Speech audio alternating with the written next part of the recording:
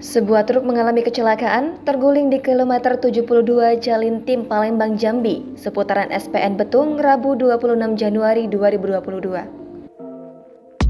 Pengemudi truk yang diduga mengantuk kemudian mengerem mendadak sehingga menyebabkan truk terguling. Satuan Lantas Polres Banyuasin melaksanakan pengamanan dan pengaturan buka tutup arus lalu lintas di seputaran kecelakaan.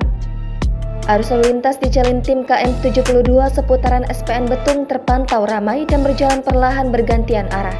Personil Pataka Satlantas Polres Banyuasin dengan dibantu kendaraan sejenisnya dan warga sekitar TKP melaksanakan evakuasi terhadap truk terguling.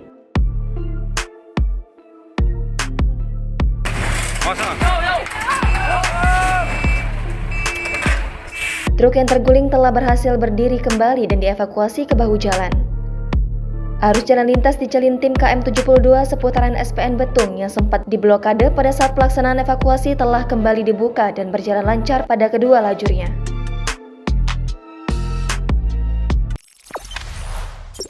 Jangan lupa subscribe, share, komen, dan like ya!